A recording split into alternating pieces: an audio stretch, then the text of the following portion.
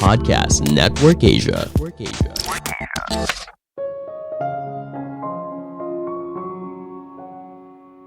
Hidup tidak melulu soal kerja, dan kerja. Keberhasilan dalam aspek pekerjaan atau bisnis tidak berarti kamu punya hidup yang bahagia. Halo semuanya, nama saya Michael. Selamat datang di podcast saya, Sikutu Buku. Kali ini saya akan bahas buku How Will You Measure Your Life karya Clayton M. Christensen. Sebelum kita mulai, buat kalian yang mau support podcast ini agar terus berkarya, caranya gampang banget. Kalian cukup klik follow. Dukungan kalian membantu banget supaya kita bisa rutin posting dan bersama-sama belajar di podcast ini.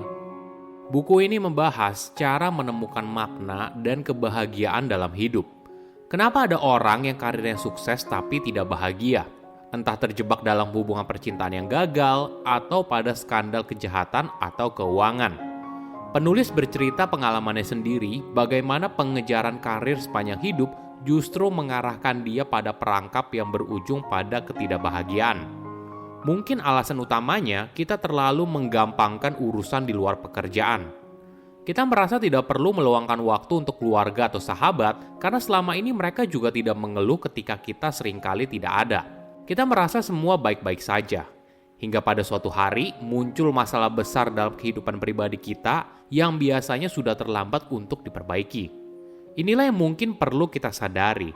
Tidak peduli seberapa keras kamu bekerja atau berapa kali kamu mendapatkan promosi jabatan, keluarga dan teman merupakan sumber kebahagiaan yang sejati. Saya merangkumnya menjadi 3 hal penting dari buku ini. Pertama, bahagia di tempat kerja. Apa yang membuat kita bahagia saat bekerja? Mungkin kenaikan gaji, promosi jabatan, atau kekaguman dari rekan kerja. Asumsi ini tentu saja umum terjadi. Kenyataannya, aspek dalam pekerjaan seperti uang atau jabatan bukanlah hal yang membuat kamu bahagia. Nggak percaya? Coba kamu datang ke reuni sekolah bisnis dan kamu lihat sendiri, seringkali banyak orang mencapai kesuksesan profesional tapi secara pribadi tidak bahagia. Gagal membangun keluarga, mengalami tantangan berat dalam kehidupan kerja sehari-hari, dan bahkan terjerat dalam perilaku kriminal. Hal ini terjadi karena perusahaan seringkali mengadopsi insentif teori. Sederhananya, semakin besar bayaran kamu, maka semakin baik kinerja kamu. Teori ini kadang tidak sesuai dengan kenyataan. Ada studi lain yang menemukan karyawan yang bekerja paling keras justru mereka yang bekerja pada organisasi nirlaba. Mungkin kebahagiaan kerja berasal dari apa yang kamu kerjakan sekarang cocok dengan kebutuhan dan juga minat. Psikolog Frederick Herzberg mengusulkan kebutuhan dan minat kita dapat dibagi menjadi 2 kategori yang berbeda, faktor kebersihan dan faktor motivasi. Ini yang menjadi dasar hygiene motivation theory. Faktor kebersihan mencakup kondisi umum di tempat kerja, kebijakan perusahaan, dan sebagainya. Jika hal ini tidak diperhatikan dengan baik, maka bisa mempengaruhi kepuasan kerja. Tapi apakah cukup hanya tempat kerja dengan kondisi yang oke? Misalnya dikasih sarapan dan makan siang setiap hari, ada cemilan, dan sebagainya. Tapi tidak ada ruang untuk promosi atau hadiah lainnya. Mungkin saja tidak. Kepuasan kerja merupakan gabungan dari faktor kondisi kerja yang baik ditambah faktor yang berkaitan dengan motivasi, misalnya penghargaan atas prestasi, menantang, diberikan tanggung jawab lebih, dan membantu seseorang untuk bertumbuh secara pribadi.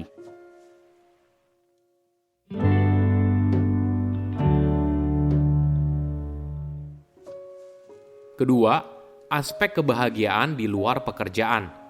Di era sekarang, kita seringkali mengagung-agungkan budaya kerja di mana seseorang kerja lembur hingga larut malam. Bekerja keras tanpa kenal waktu, mendapatkan promosi jabatan, dan gaji yang besar. Kita menganggap orang yang menjalani hidup seperti itu merupakan orang yang sukses. Namun pertanyaannya, apakah itu merupakan hidup yang bahagia? Sukses berkarir belum tentu sama dengan hidup yang bahagia. Penulis berargumen hubungan kita dengan keluarga dan sahabat adalah sumber kebahagiaan yang penting dalam hidup. Ini yang kadang sering kita lewatkan. Kita menganggap hubungan kita dengan keluarga dan sahabat baik-baik saja. Gak perlulah kita menghabiskan waktu lebih banyak dengan mereka. Toh juga mereka gak pernah ngeluh. Ini adalah kesalahan yang fatal. Ketika ada masalah muncul dalam sebuah hubungan, biasanya sudah terlambat untuk diperbaiki. Penulis punya sudut pandang yang menarik. Bagaimana kalau kita memperlakukan hidup kita seperti halnya kita menjalankan bisnis? Misalnya dalam dunia bisnis, kita sering bicara soal sumber daya, seperti aset perusahaan, karyawan, keuangan, dan sebagainya. Namun prinsip yang sama dapat kita terapkan juga dalam kehidupan sehari-hari. Kita bisa mendefinisikan sumber daya sebagai hal yang penting buat kita, misalnya hubungan keluarga, pertemanan, dan kesehatan. Cobalah perlakukan aspek tersebut seperti halnya kita menjalankan bisnis. Mulai dari menentukan di mana kamu akan menginvestasikan waktu, energi, kekayaan, dan sebagainya. Sumber daya itu sifatnya terbatas, jadi kita harus menentukan prioritas. Misalnya begini, daripada kamu menghabiskan seluruh waktu untuk bekerja, cobalah luangkan waktu untuk aspek yang lain, misalnya dengan keluarga atau untuk kesehatanmu sendiri. Kita mungkin terbiasa selalu memprioritaskan pekerjaan di atas segalanya. Semua hanya demi promosi jabatan atau bonus akhir tahun. Namun kebahagiaan ini sifatnya hanya jangka pendek. Kebahagiaan jangka panjang seperti menjalin hubungan yang intim dengan keluarga dan teman, walaupun lebih sulit, tapi akan memberikan kebahagiaan yang jauh lebih besar di masa depan.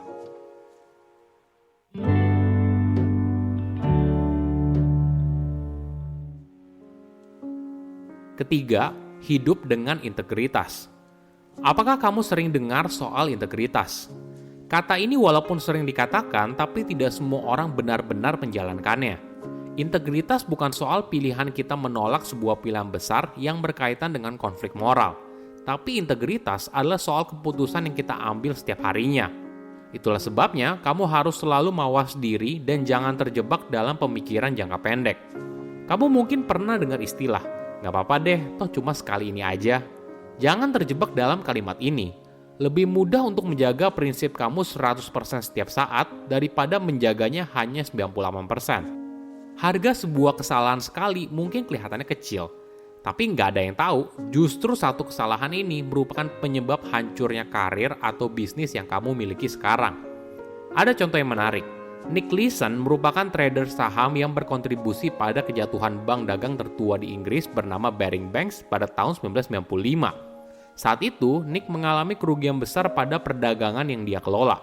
Dia pun berusaha menutupi kesalahannya sekali ini saja dengan menyembunyikan kerugian di akun trading yang tidak dimonitor. Dari satu kebohongan, kemudian berlanjut pada kebohongan yang lain. Misalnya memalsukan dokumen hingga menipu auditor. Total kerugiannya mencapai 18,2 triliun rupiah.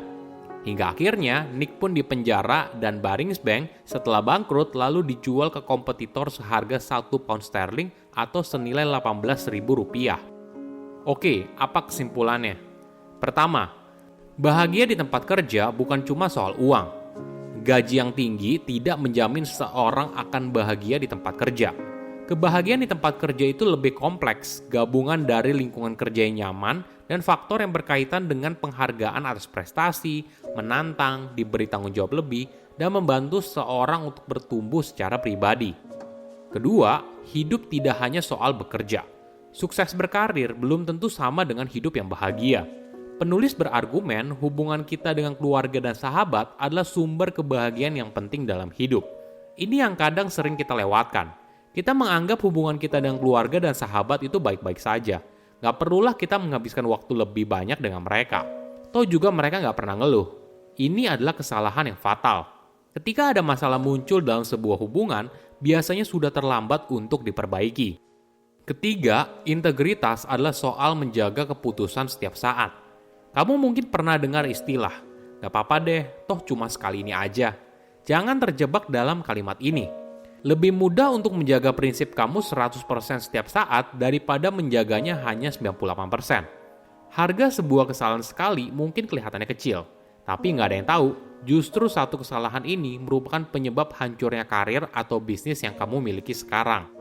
Saya undur diri, jangan lupa follow podcast Sikutu Buku. Bye-bye.